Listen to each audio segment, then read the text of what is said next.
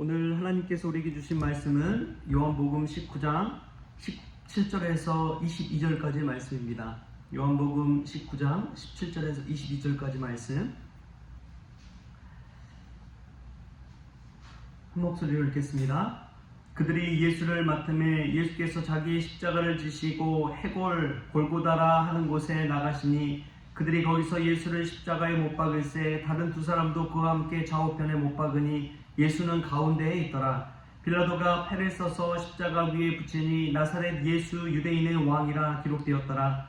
예수께서 못 박히신 곳이 성에서 가까운 고로 많은 유대인이 이 패를 읽는데 히브리와 로마와 헬란말로 기록되었더라.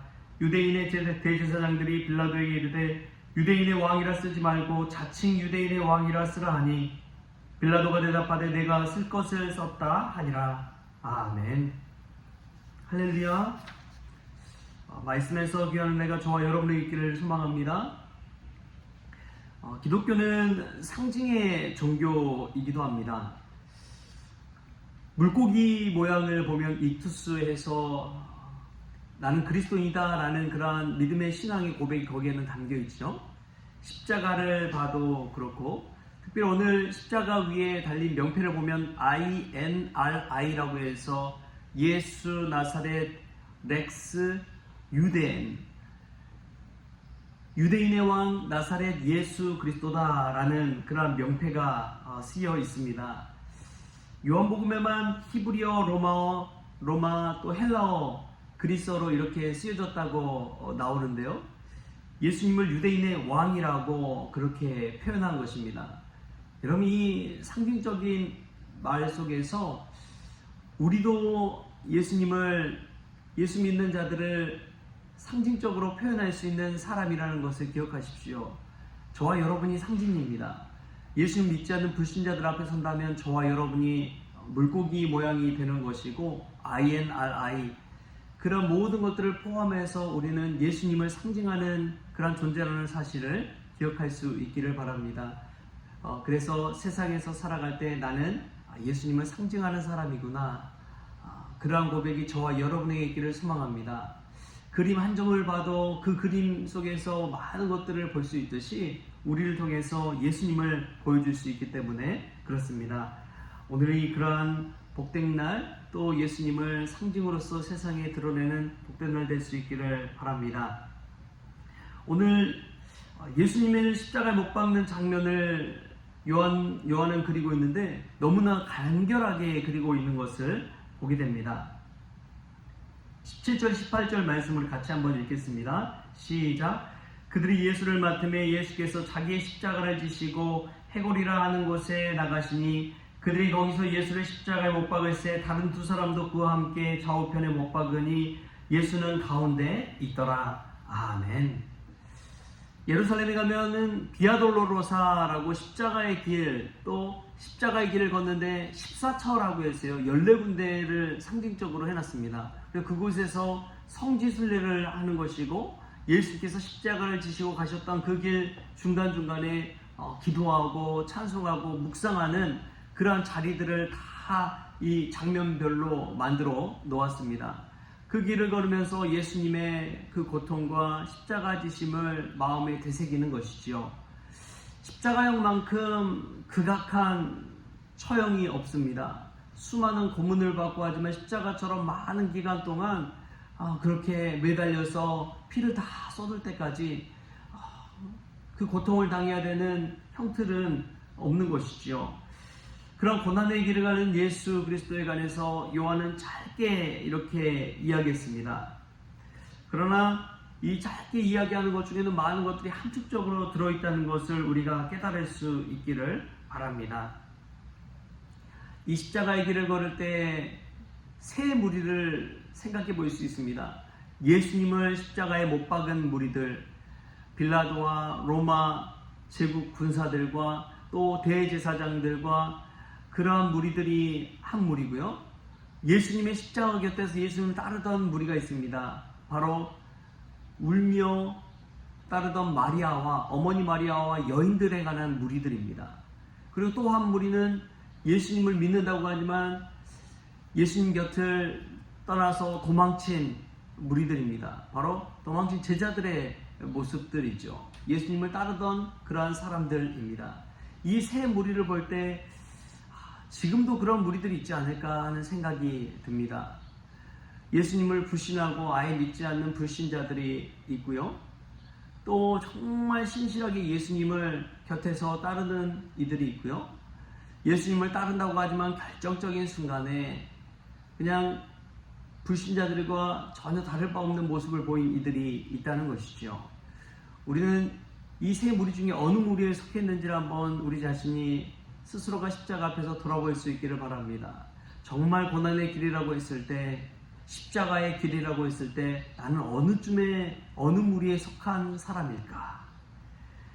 이 짧은 문장 속에서 우리는 많은 것들을 생각하게 됩니다. 예수님이 혼자 못 박히는 것이 아니라 세 사람이 못 박혔는데 십자가형을 당했는데 그 중에 예수님은 가운데 섰다고 이야기합니다. 이것은 가장 높은 곳에 예수님이 못 박히신 것이고 가장 중심에 예수님이 못 박혔다는 것을 상징적으로 또한 보여주고 있습니다. 예수님이 가운데 계셨다는 것은 우리 교회 안에서도 마찬가지라고 믿습니다. 우리 교회 안에서도 예수님이 가운데 계시는 것이 중요합니다. 예수님 중심이라는 것이죠. 우리의 신앙생활도 마찬가지입니다. 우리의 신앙생활 가운데 예수님이 우리 중심에 있는 것이 중요합니다. 우리 중심에 내가 있는 것이 아니라 예수님이 계신 것이죠.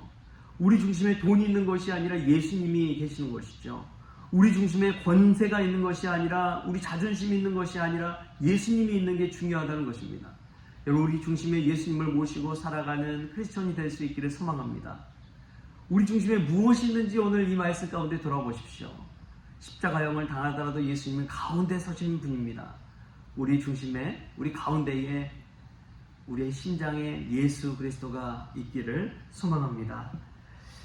마지막으로 볼 때 빌라도는 예수님을 유대인의 왕이라고 기록하고 있습니다.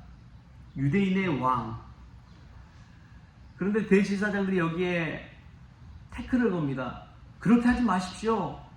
유대인의 왕이라고 쓰지 말고 자칭 스스로 이 유대인의 왕이라고 했다고 쓰십시오 라고 그렇게 이야기하지만 빌라도는 내가 쓸 것을 썼다고 그렇게 이야기하죠.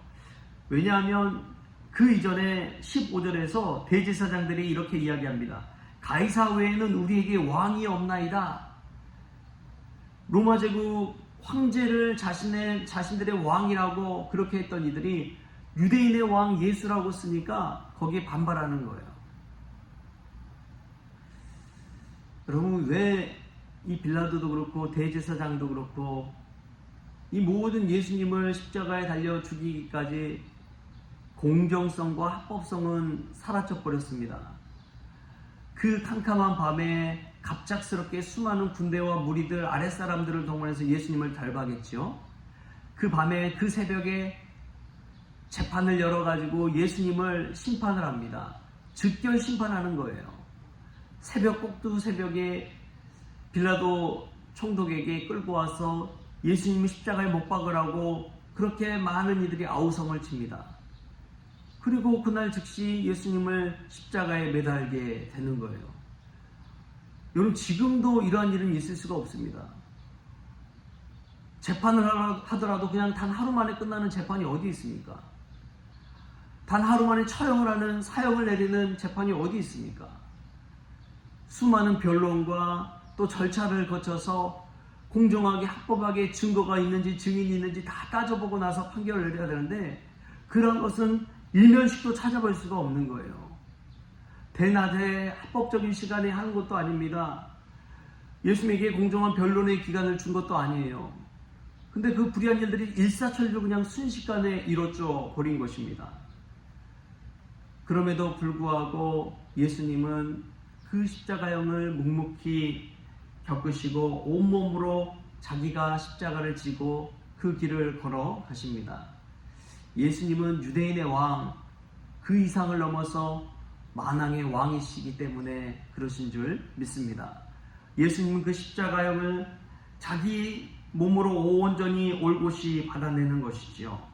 합법과 불법, 공정과 상식이 완전히 무너졌다 할지라도 예수님은 하나님의 그 사명, 하나님의 말씀, 하나님의 명령 그대로 순종하면서 십자가를 지고 가십니다. 사랑하는 성도 여러분, 때로는 억울한 일이 있습니까? 불의한 일을 겪을 때가 있습니까?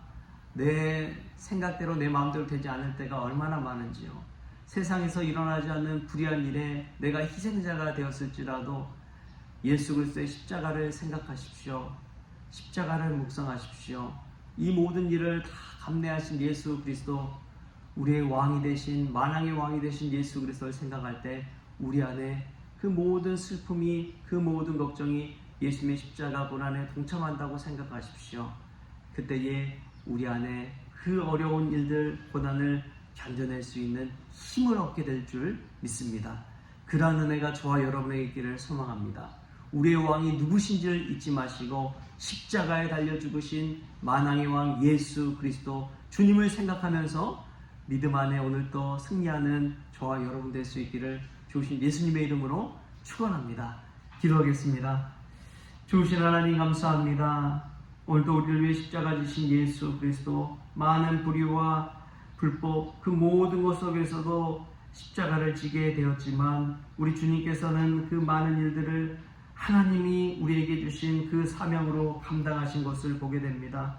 우리도 하나님 말씀에 순종하며 십자가의 길 비아돌로로사를 따라 걸을 수 있도록 주님 도와 주시옵소서.